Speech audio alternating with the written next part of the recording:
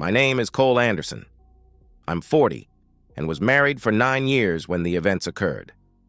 I'm an inveterate tinkerer and found that a lot of people wanted some of the things I created. I am the author of several patents for gadgets. I sold my patents, and because of my uneasy feelings, I sent the payment to a trust fund until I could straighten out my life. I was 22 and had just gotten out of the Army after 3 years of service. I had been a medical equipment repair technician. What I learned in the service was I liked to work on and with equipment. I found a day job repairing bakery equipment at a wholesale bakery. At night, I was going to college, finishing my degree in electrical engineering. I was dating on and off with some ladies from my high school days, and some I met after I was discharged. I was at a local lounge on a Friday night keeping company with a beer. I scanned the crowd and saw one of the ladies that I knew from work in a booth for 4 sitting with a couple of ladies. As there were people waiting for a place at the bar, I went over to Joan Kaiser and asked if I could share the booth. She checked with her booth mates, and they agreed. I sat down and I made my introduction, and Joan introduced me to Sally Cooper and Carol Wunderlich, her booth mates. I was very impressed with Sally. Carol not so much. She just rubbed me wrong. I did not dislike her. I just wasn't comfortable near her. She wasn't unfriendly, nor was she snarky. We just didn't mesh. Sally moved over so I could sit in the booth next to her. Joan and I caught up with each other non-work lives. I tried to make conversation with Carol, but we just were not communicating. Sally was listening intently as I tried to draw Carol out. When she saw that it wasn't working, she asked me to move so she could use the restroom. Of course, with more than one lady, there was a committee meeting, and I was suddenly in the booth alone. At least the ladies asked me to watch their purses. When the meeting was over, Joan came back and grabbed her and Carol's stuff. She told Sally and me that Carol was not feeling well and she was taking her home. That left me with Sally in a very awkward few moments. I asked Sally if she wanted to leave or for me to leave. She said no, and she then thanked me for trying to talk to Carol. It seems that Carol caught her fiancé sleeping with an old girlfriend and was at least temporarily mad at all men. We ended up talking the rest of the evening as if there was no one else in the place. After a couple of hours of beer and pizza, I talked Sally out of her phone number and promised to call her. As we were leaving, I offered her a ride and was turned down. She had her own car there. She had not ridden with Joan. I called Sally the next day and we set up a date for the next weekend. We went to a play at one of the local theater group venues. Sally had never seen a live play before and was an instant fan. After the play, we went for a late dinner. Dinner was great, and it led to more dates. After a couple of weeks, we dated exclusively until I got my degree. I found a job with a local electrical contracting company as an assistant engineer. I then asked her to marry me. She said yes. 18 months later, we were married. Carol was the maid of honor and Joan was the bridesmaid. It was a wonderful wedding and the reception was a lot of fun. As I said before, I had been a tinkerer since my high school days, and I had several bakery and commercial restaurant equipment patents that the industry liked. I created a company to handle all of that while I was working as a construction electrical engineer. I had set it up so that all that money was placed in a company account, so I had something that was just mine. Through the company, I managed to secretly purchase the house we were renting. Things were going great for about 2 years. I was promoted to lead engineer on a major construction project. Sally had found a new job at an office in the local neighborhood. She thought that as we were now financially stable, it was time to start a family. We tried everything we could to get her pregnant. Nothing worked. After 3 years, we finally went to a specialist and found out that probably because of an injury I had in the service, my sperm count was extremely low. And what sperm I was producing was not motile. Sally went into a funk, and our intimate life was turned off like a light switch had been flipped. I put up with it for 6 months or so and finally had enough. I sat down with Sally and said to her, "Sally, I am moving out. You obviously do not want any intimacy with me anymore. It is not my fault that I am infertile. If kids are more important to you than our life together, then maybe we should divorce." Sally started sobbing. I don't want a divorce. I don't want you to leave. I am just so disappointed that we won't have kids that I forgot the fact that you are my life mate. Please don't go. I will try to be better. That won't work. Your trying to be better is as much a problem as we have now. I don't want you to try. I want you to want to be better.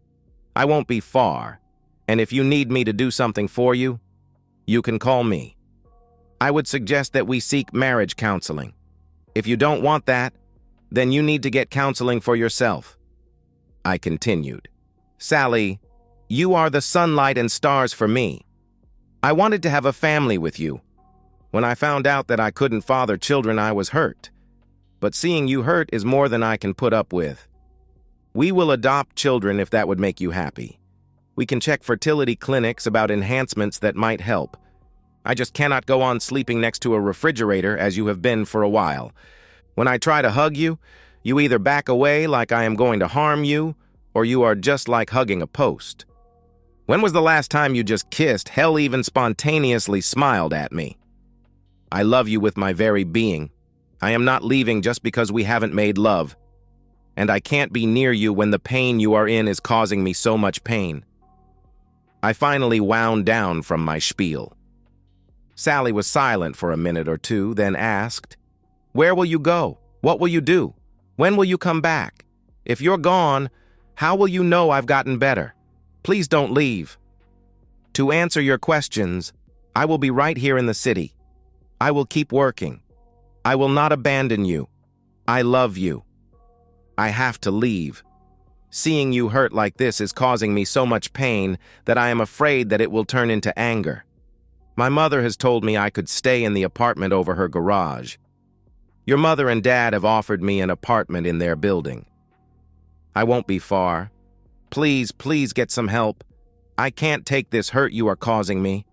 I will be back when I can see that you love me enough to not shudder when I touch you. She just dropped her head, sobbed, and then snapped and screamed at me. Fine, you asshole. Leave when things get tough. Just go. I will see a lawyer before I go to a goddamn shrink. Just go. This tirade was from the mouth of a lady that would not say piss if she was drinking it. I was shocked. I got up and walked to the bedroom and started packing my stuff. As I was packing, there were more than a few tears. I loaded up my car and the small trailer that we used when we went camping. It was not even a quarter full, but I was hoping that I would not be away long.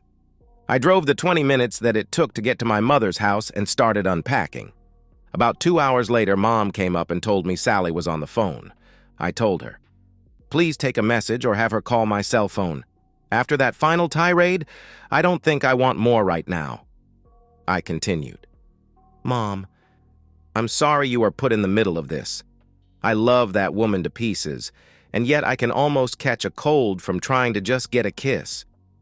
I know you probably don't want to know, but we have not made love or just plain fucked since we found out I am sterile. I know Sally wants a family. I offered to get a divorce if it would make her happy. I am at a loss as to what to do. I am hoping that my moving out will be enough of a shock to force her to see her own hurt. If it doesn't, I may be here for a long time. I told Mom good night and went to bed. At work the next day, 2 detectives showed up at the construction site and they asked to talk to me. They said that they were following up on the burglary at my house last night. I was stunned. They explained that apparently someone tried to force a basement window last night at about 3 a.m. My wife called the police, and when the sirens got close, whoever it was chased off. They asked me why someone would want to burglarize my house. I explained to them that I had several gadgets that I had invented and some that I was working on. I told them that I had moved out temporarily and that I would go home tonight and check things out. The detective then dropped the bomb. Sir, we have had to take your wife into the hospital. It looks like she had a psychotic episode. She is in no danger, but the patrolman who responded to the call said she was hysterical. She is now in the psych ward at City Hospital. The man who she was with was told by her to leave the house. I will get right over there to see her. Don't worry about my stuff. That is not worth one hair on her head. I went on. Thank you and thank all the officers involved. I will do what I can to fix the problems. The fact a man was with her did not register until later the next day. When I got to the hospital, I was told that I was on the excluded visitors list. I would not be able to see Sally. I asked who made up the exclusion list. I was told Sally made some and the doctors made some. They told me that my wife put me on the excluded list. I was pissed. I decided then that that was the last straw. I went back to the apartment. I sulked for about an hour and then decided to be proactive. First, I called the hospital and asked to talk to the doctor. He called me back almost immediately and told me I was also excluded from getting any medical information. More pissed. I called Sally's parents and told them what was going on. They said they were not in agreement with Sally's stance. They promised to keep me informed. I explained what had happened over the last few days. I also told them that Sally's actions had caused me to think I was right to move out. I let them get back to whatever they were doing and then called my mother. She had worked as a paralegal until she retired. I asked her for her best choice for a divorce shark. I explained that Sally was shutting me totally out of her life, so maybe my actions would force her to seek help. I said that maybe if we divorce, she can have the children she is fixated on. She reluctantly gave me the name of Carrie Collins. I thanked her and let her get back to what she was doing. I then called the police and asked for a copy of the police report for my insurance. I was told it would be available in a half hour, but needed to be picked up in person. No electronic transfer was legally allowed. I picked up the report, and several things seemed to be wrong. The broken window was only 6 inches high by 24 inches wide. No one would be able to get through that space. Then, there were only very small footprints, noted as possibly female or child, in the dirt around the window. Then the final thing was that Sally was not the only person in the house. The other person was a man by the name of John Walters. They were both dressed only in robes. The name sounded familiar, but I could not remember where I had heard it. The report stated that neither occupant had seen who had tried to break in, and that the female occupant was extremely agitated about the fact that both names would be in the police report. Finally, the man in the house comment registered. I then called Sally's work, and the phone was answered by a man named John. I quickly said, "Sorry, wrong number." Now I remembered where I had heard the name. John Walters was a sales associate at the office where Sally worked. I had met him once when she first started working there. I also remembered that his wife was the company owner. What was he doing in my house at 3 a.m.? The next day, I called Carrie Collins and was surprised to hear that Carrie was a she.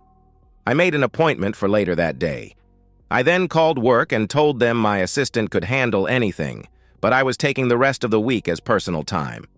My boss called almost immediately and insisted that I report to work ASAP. I faxed my resignation less than 15 minutes later.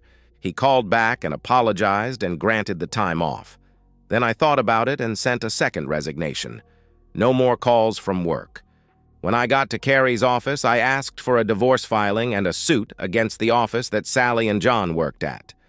I also asked for a possible eviction notice, as the house was owned by my company, and Sally had no stake in that company. We were renting it from the company that I had set up to market my patents and gadgets. I explained that I had a police report that showed that Sally had a man at the house at 3 a.m. I also explained that I had temporarily left because of some problems with us. The man was there the same night that I left. Carrie told me that as Sally was under a 14-day mandatory hospitalization and that my insurance was paying for her hospitalization, she would void the medical information blackout or I would not authorize payment. She thought that I should immediately move back into the house. I should also cancel all joint credit cards. I should also call the bank and set up withdrawal limits on all joint accounts and cancel any joint ATM cards. After doing all of the bank things, I went back to the house and found John trying to enter the house. When I pulled into the driveway and blocked his car, he started toward me. I grabbed my cell and called the police non-emergency and asked to talk to an officer. John came up to the car and motioned me to roll the window down. When I shook my head no, grabbed my wallet and showed him my ID, he took off running down the road. I just laughed and asked the officers if they had any information on the damage done to my house from the break-in. They said the only damage was the window caused by a drunken neighbor who wandered into the driveway, and when her key would not fit the door, she kicked the window, and when it broke, she ran off. She called the station the next day and told the desk she would pay the damages. I went into the house and into what was our bedroom and found that the dresser drawers that I had emptied had men's clothes in them.